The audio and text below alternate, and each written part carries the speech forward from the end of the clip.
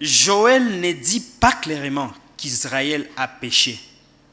Mais la Bible montre que quand de telles manifestations arrivent à un peuple, c'est la réponse, c'est une contraction ou une réaction de Dieu face à l'action de l'homme.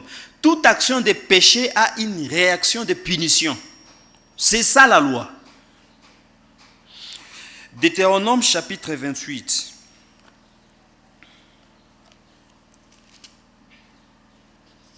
Verset 1, verset 15, puis verset 49 à 51.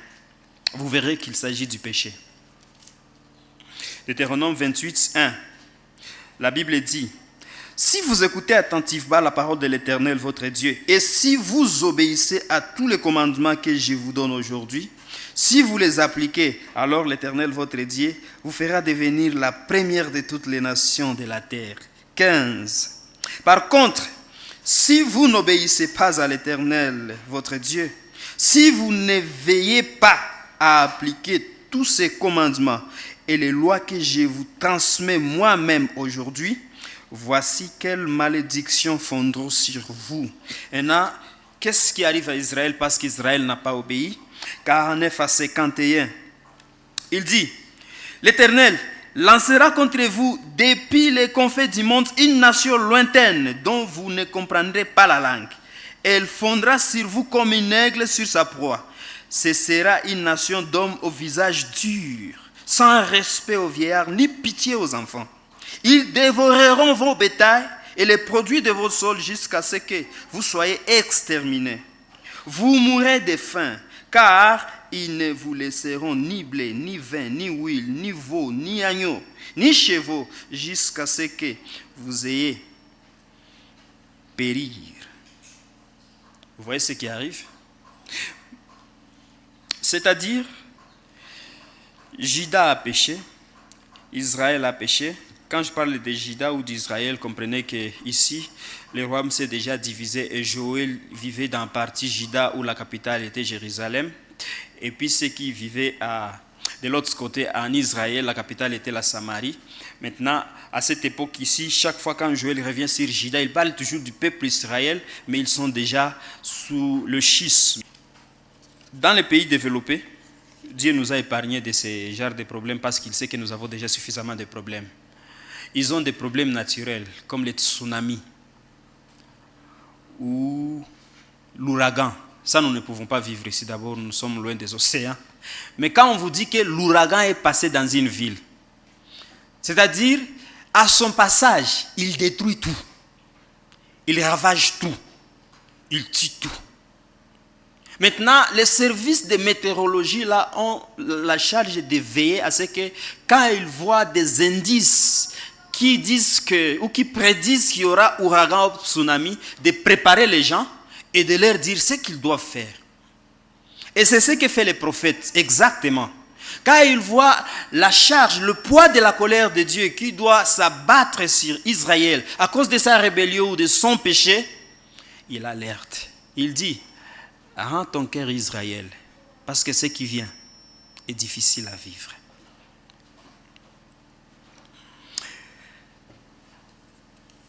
Si vous avez fait 3e et 4e année des humanités, il y a une partie qui est consacrée à la versification française. Bon, si vous n'avez pas fait l'école missionnaire comme moi, il y a une partie consacrée à la versification française où on vous parle des figures de style. Et si vous avez bonne mémoire, le langage que le prophète utilise ici, c'est le figure de style qu'on appelle les métaphores et les parallélismes. Il utilise 2 figures de style où il est en train de comparer l'armée qui s'est abattue sur Israël à des sauterelles qui sont venues détruire tout. Alors venez avec moi. J'évoque la notion de figure de style parce que vous risquez de me dire comment on parle des sauterelles et toi tu nous parles d'autres choses. Voilà un peu. Joël chapitre 1er verset 1 à 12. La parole de l'Éternel adressée à Joël, fils de Pétuel. Écoutez, vous responsables du peuple, vous tous habitants du pays, prêtez l'oreille. Est-il de votre temps ou bien du temps de vos ancêtres survenus de tels, racontez à vos enfants, eux qu'eux-mêmes le racontent à leurs propres enfants, qui, eux, le transmettront à leurs propres enfants, de génération en génération. Ce qu'a laissé le vol des sauterelles, d'autres sauterelles l'ont dévoré. Ce que les sauterelles ont laissé, les criquets l'ont mangé. Ce que les criquets ont laissé, les grillons ont mangé. Réveillez-vous, ivrognes, pleurez, hurlez, tous les buveurs de vin, car le vin nouveau est ôté de vos bouches. Un peuple attaque mon pays. Vous comprenez maintenant que ce sauterelle ici, il rentre maintenant dans la réalité, il parle du peuple. Attaque mon pays, l'on ne peut le compter. Il a des crocs de lion, il a des dents de lion. Il a fait de mes vignes une dévastation et de mes figuiers, il les a mis en pièces. Il a complètement pelé leurs troncs et les jonché le sol de débris. Les rameaux sont tout blancs. Lamente-toi, mon peuple, comme une jeune femme qui aurait revêtu les vêtements de deuil pour pleurer le mari de sa jeunesse. Quant au temple de l'Éternel, libations et offrandes lui font défaut. Les prêtres qui font le service de l'Éternel sont dans le deuil.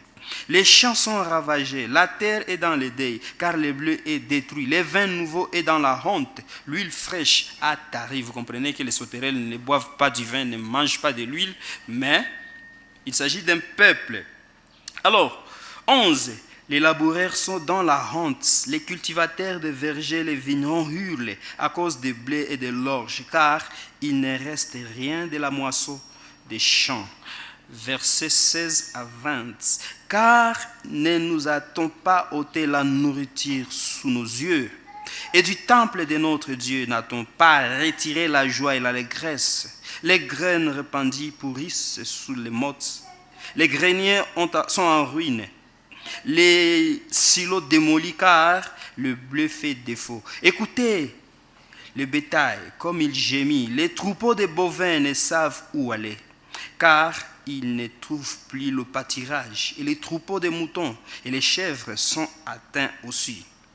C'est vers toi, Éternel, que je pousse mes cris, car le feu dévore le pâturage de la steppe et la flamme consume tous les arbres des champs.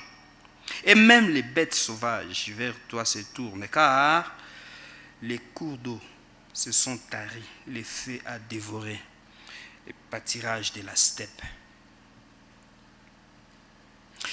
Quand vous entendez ces tableaux, ça donne chair de poule, parce qu'il s'agit d'un jugement, il s'agit d'une punition, il s'agit d'un châtiment. Cette image dit en un mot que le péché de l'homme offense Dieu. Et Dieu ne traite pas la question du péché comme un grand-père. Dieu ne caresse pas le péché dans le sens du poil. Il punit le péché. Et vous verrez que quand bien même le péché soit une réalité spirituelle, les conséquences du péché affectent tous les aspects de la vie. Qu'on le veuille ou pas, c'est une loi. Tu peux ne pas le croire, mais c'est une loi. C'est comme quelqu'un qui se mettait là-bas, il tombe ici, il se jette ici, commencer par la tête. Tu veux ou tu ne vas pas? Le sang va sortir d'ici. Tu vas te casser là-dedans. C'est une loi. Et spirituellement, il y a une loi qui s'appelle la loi du péché et de la mort.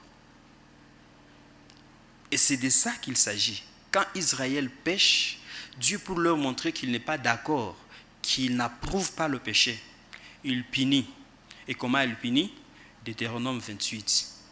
Il laisse un peuple étranger venir dévaster Israël. Il permet à un peuple inconnu venir saboter, piller, détruire, tuer. Et peut-être, on peut se poser la question de savoir, ok, c'est bon, bien. Il y a plus de 2000 ans, cette histoire est arrivée en Israël. En quoi ça nous concerne? Ce sont là les genres de questions que les intellectuels comme vous et moi se posent, non?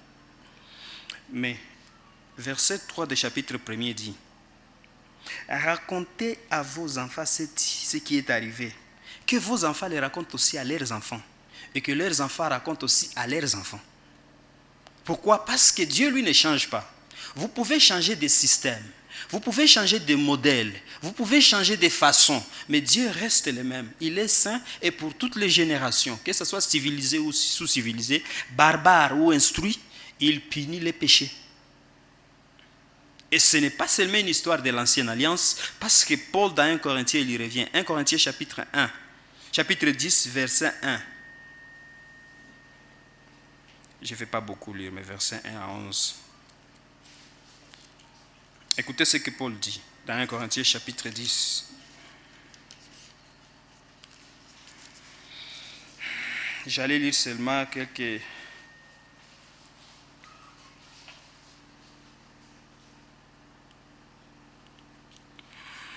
« 1 Corinthiens 10. Je cherche par où commencer.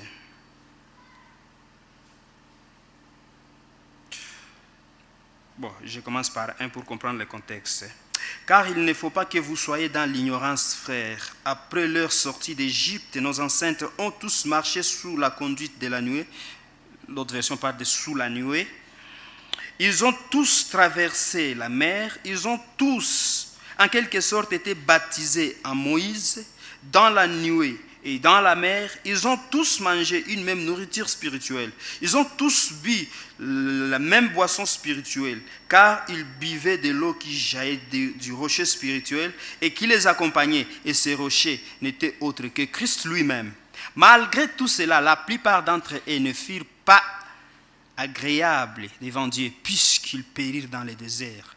Tous ces faits nous servent d'exemple pour nous avertir de ne pas tolérer en nous des mauvais désirs comme eux ou comme ceux auxquels ils ont succombé. Et verset 11. Tous ces événements leur sont arrivés pour nous servir d'exemple. Ils ont été mis par écrit, ou on les a écrits, pour que nous en tirions instruction, nous qui sommes parvenus au temps de la fin. C'est-à-dire, Dieu veut qu'on écrive ce genre d'histoire intentionnellement. Pas pour remplir les pages, mais pour nous instruire, pour nous prévenir, pour nous avertir, pour nous mettre en garde.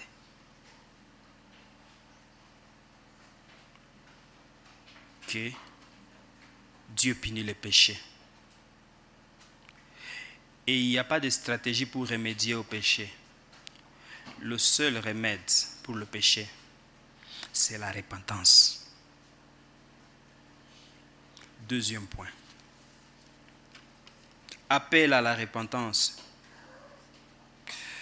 Versets 13 à 15, Joël chapitre 1er.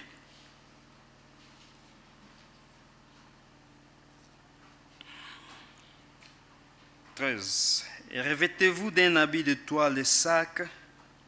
Vous prêtres, lamentez-vous, hurlez, vous tous qui officiez devant l'autel. Venez passer la nuit vêtis d'un habit de toile de sac, vous qui servez mon Dieu. Parce qu'il n'y a plus d'offrande, ni de libation qui arrive dans le temple de votre Dieu. Publiez donc un jeûne et convoquez une réunion continuelle. Rassemblez les responsables du peuple avec tous les habitants du pays. Au temple de l'Éternel, votre Dieu, suppliez l'Éternel. Hélas, quel jour! L'Éternel, le jour de l'Éternel approche comme un fléau dévastateur, déchaîné par le Tout-Puissant. Il va venir. C'est-à-dire, ce jour grandiose, ce jour de terreur, c'est Dieu lui-même qui l'a déchaîné. Il l'orchestre lui-même. C'est que ce n'est pas un fait du hasard que Dieu permette que de telles circonstances arrivent à son peuple. C'est un indicateur qui lui montre que Dieu n'est pas du tout content de l'attitude d'Israël. Et la colère de Dieu se manifeste par l'envahissement du peuple et tous ces dommages qui ont été causés par le peuple étranger. Ce Dieu qui le permet, c'est comme c'est une expression extérieure de la colère de Dieu. C'est une manifestation physique de la colère de Dieu vis-à-vis du péché d'Israël. Et Dieu n'a pas de solution. Il dit, répentez-vous.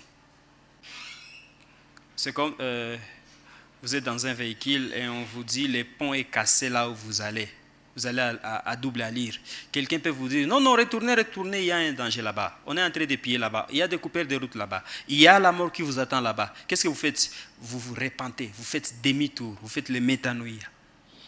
Et c'est ce que Joël est en train de dire à Israël ici.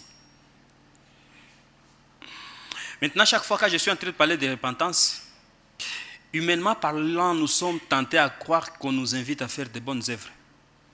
Je ne suis pas contre les bonnes œuvres. Mais la repentance dans la Nouvelle Alliance ne signifie pas forcément les bonnes œuvres. Parce que les bonnes œuvres, dans la compréhension de la Nouvelle Alliance, deviennent une conséquence. Ce n'est pas l'acte à poser.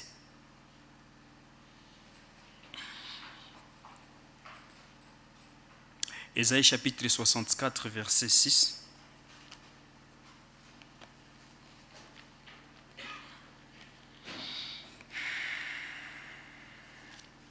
Ésaïe, tu es où? Ésaïe 64, 6. Je disais qu'il ne s'agit pas de bonnes œuvres, vous comprendrez pourquoi. Ésaïe 64, 6 dit, personne ne t'invoque, personne ne se ressaisit pour s'attacher à toi, car tu t'es détourné de nous et tu nous as fait défaillir sous le poids de nos fautes. Verset 5 par contre, nous sommes tous semblables à des êtres impurs. C'est ce que j'ai cherché. Ésaïe 64, 5. Nous sommes tous semblables à des êtres impurs, ou nous sommes tous des impurs devant Dieu. Toute notre justice est comme des linges souillés. Vous comprenez pourquoi la repentance ne signifie pas les bonnes œuvres? Parce que les bonnes œuvres que l'homme pose, quand vous les présentez à Dieu, c'est comme quelqu'un qui s'est saoulé et puis il a vomi sur ses vêtements et puis il vous donne ses vêtements pour vous vêtir. Quelle est votre attitude? C'est comme ça que les œuvres humaines se présentent devant Dieu. Ce qu'Ésaïe dit, toute notre justice, c'est-à-dire nos actes justes, c'est-à-dire quand nous nous regardons comme des hommes, waouh, ça c'est juste. Quand on présente ça à Dieu, lui il voit ça comme un vêtement souillé. Un habit sur lequel on a vomi à cause de l'ivresse et on lui donne. L'unique acte de justice que Dieu agrée, c'est celui qui est posé dans son Fils. C'est pourquoi nous avons la chance dans la Nouvelle Alliance. Quand on te dit « répands-toi », c'est comme quelqu'un qui te dirait « tourne-toi et regarde la croix ». Regarde Christ, parce qu'il est le seul juste qui a des œuvres de justice que tu peux présenter devant Dieu. En Christ, tu as de quoi présenter en Dieu. Mais en dehors de Christ, c'est une mauvaise nouvelle, triste nouvelle. Vous n'avez rien à offrir à Dieu. Même ce que vous croyez que c'est propre, c'est bien fait devant Dieu, c'est comme un linge souillé.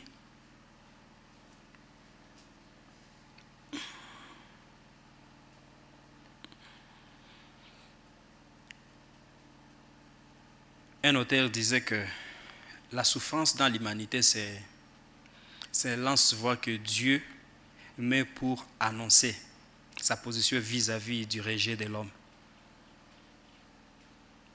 Il y a la mort, il y a le chômage, il y a la maladie. Quand vous comparez ces tableaux là-bas, ça semble lointain. Nous ne sommes pas des cultivateurs. Qu'est-ce que nous avons à faire avec les sauterelles? C'est la conséquence du péché. Mais par contre, dans notre siècle, nous vivons d'autres circonstances, telles la maladie, le rejet, la mort, la guerre, l'injustice, le détournement. Pourquoi?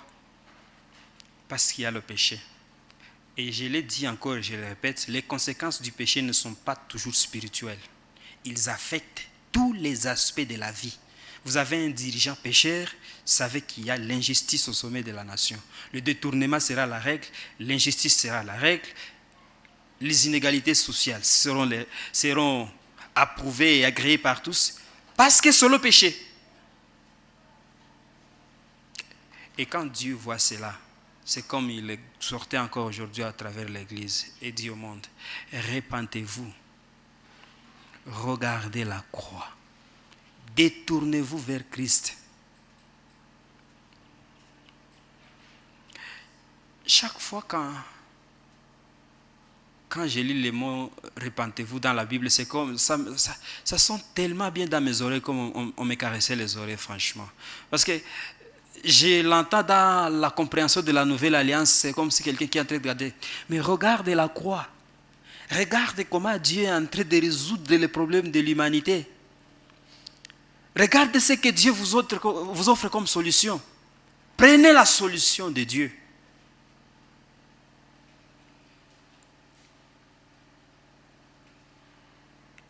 C'est pourquoi dans Hébreux chapitre 1er, vers la fin là-bas, j'aime ça en Swahili, où l'auteur du livre dit mtapataje kupona msipojali wokovu mkuu namna hii. Comment serez-vous sauvé si vous refusez le salut? Comment?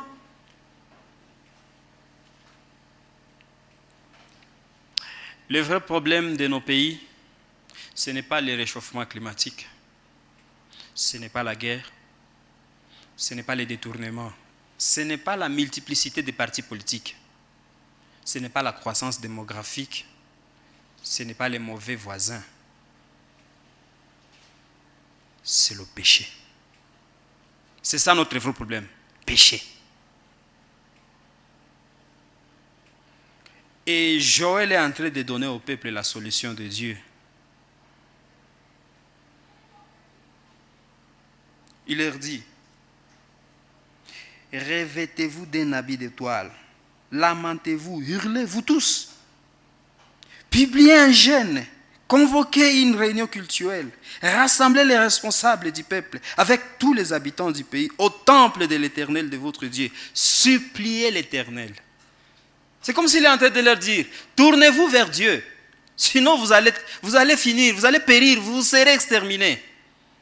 Vous avez l'unique voie, rendez-vous, rendez vos cœurs.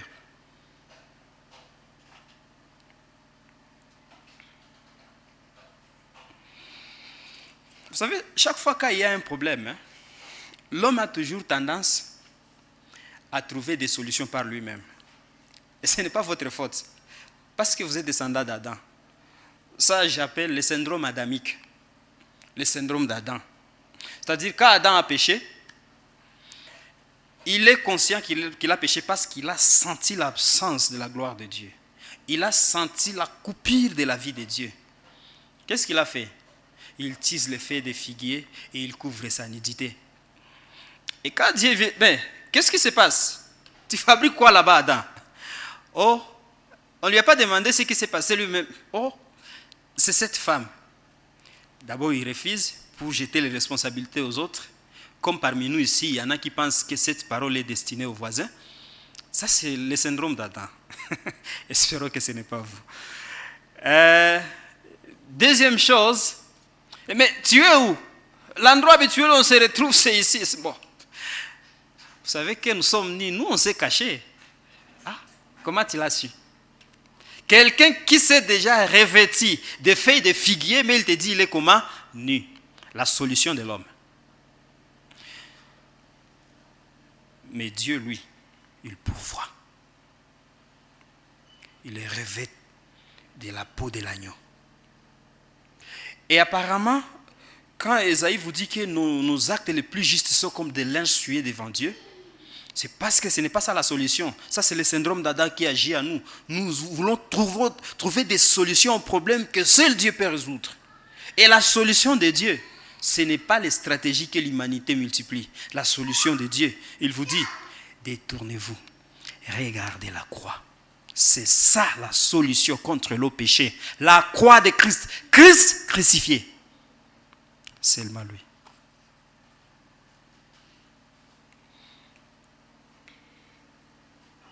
Nous l'avons chanté ce matin et j'étais tellement béni. Il dit, mon assurance est en Christ seul, en sa justice et non la mienne. Et mon espoir est en son nom, parce que sa bonté règne et dure à jamais. Si vous croyez que les ateliers, les conférences, les assises peuvent résoudre les problèmes de l'humanité, vous vous trompez. Détrompez-vous, bien-aimés. Le Créateur a pourvu un manuel d'usage. Le manuel, c'est sa parole, ça. Et dans sa parole, vous dit chaque fois quand vous faites face au problème du péché, il faut regarder Christ, c'est la solution. Parce que Dieu a tellement aimé le monde qu'il a donné son Fils unique afin que si vous croyez, vous ne périssiez point, mais que vous ayez gratuitement la vie éternelle. Gratuitement.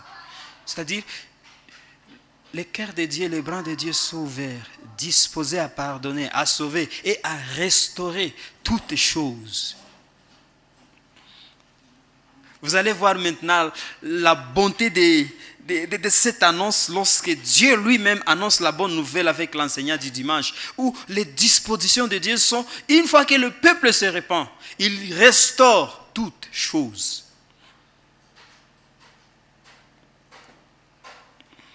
Rends ton cœur. Comment est-ce que nous pouvons appliquer ça? Joël chapitre 2, versets 12 à 14, tournez seulement une page. Joël 2, 12 à 14, il dit: même maintenant, encore l'Éternel déclare, revenez donc à moi. Revenez de tout votre cœur, pas à moitié. Revenez, nyonso yayo, si vous voulez. Avec le jeûne, avec les larmes et les lamentations. Déchirez votre cœur et non vos vêtements. Et revenez à l'Éternel, 4e fois. Lui qui est votre Dieu, car il est plein de grâce. Votre verset dit, il est plein d'amour, plein de bonté. Il est compatissant, lent à la colère et riche en amour ou en bonté. Cet amour qui a poussé Dieu à mettre son Fils sur la croix, le sang de Golgotha qui a coulé, il est disponible jusqu'aujourd'hui à sauver. Les mains de Dieu sont grandement ouvertes pour accueillir quiconque veut rentrer à la maison.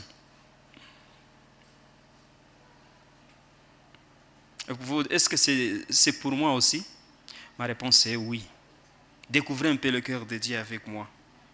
Dans Luc chapitre 15, versets 20 à 24, je pense que je dois terminer.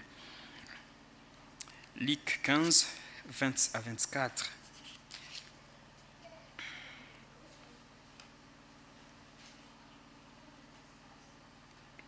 Il s'est mis donc en route, les petits-fils. Ici, nous sommes en train de parler du Dieu prodigue. Petit-fils, après avoir vécu dans les jazz, dans les rumba, dans les musiques, dans la bière et dans la dilapidation de l'héritage, il commence maintenant à se disputer la nourriture avec les pourceaux ou les porcs. Maintenant, il en a assez. Et il dit,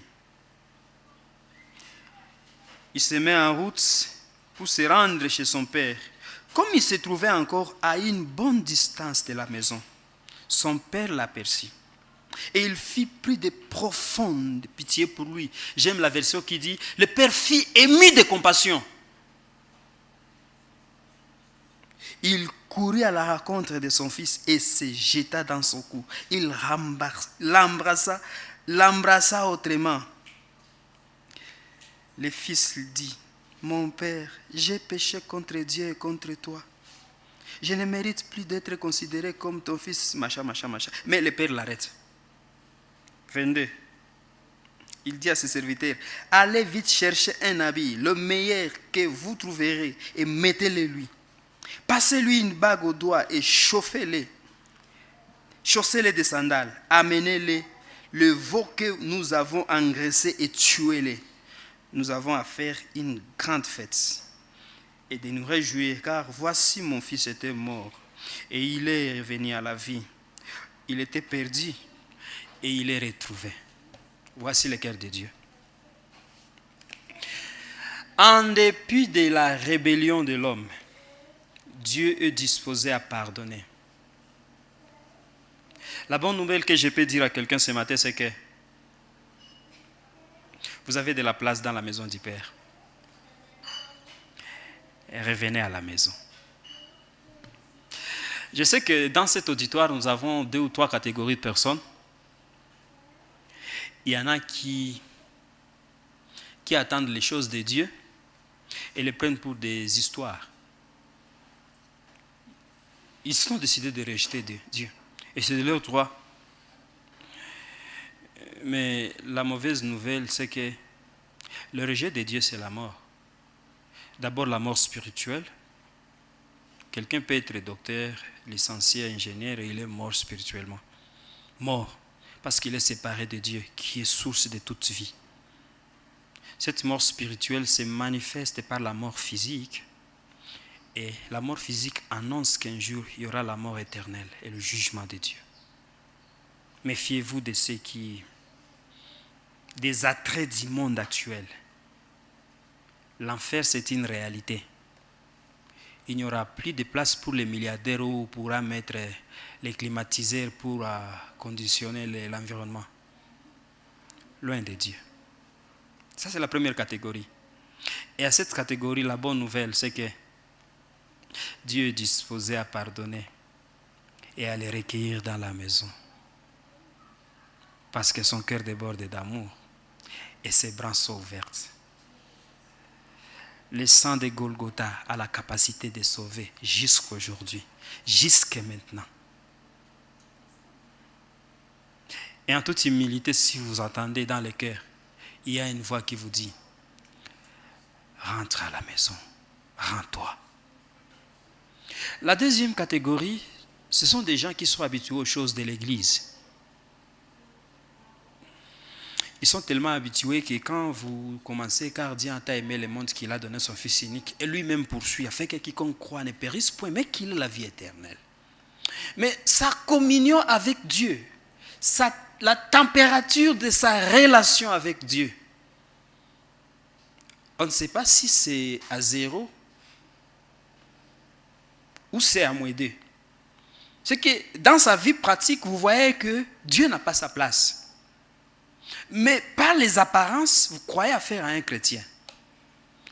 Les chrétiens tièdes.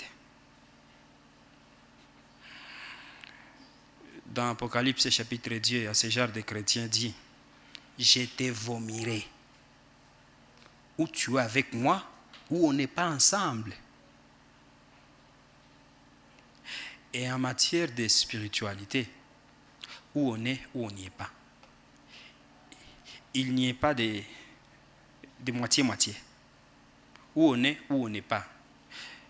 Vous voyez même la rigueur de Dieu, il vous dit, quand vous avez obéi à tous les commandements, mais vous péchez contre un seul, lui considère que vous avez péché contre tous les commandements. Alors, à quoi bon d'être et de ne pas y être? Où on y est, où on n'y est pas. La Bible dit, demeurer en Christ, ce n'est ni par votre force, ni par votre puissance.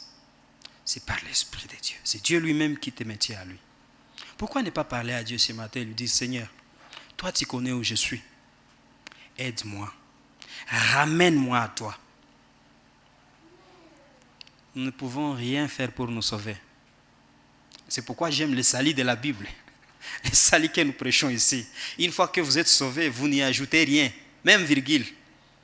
Quand on écrit salut, il n'y a pas de virgule et que la main de Dieu a écrit, laisse ça comme ça, c'est le salut, tu es sauvé. Oh, je dois ajouter A, B, C, D, tu n'as rien à ajouter. Le Fils de Dieu l'a déclaré sur la croix. Tout est accompli. C'est parfait. Dieu a agréé ça comme ça. N'y ajoute rien. Fais confiance. Si tu es ni chaud ni froid, les bras du Père sont tendus.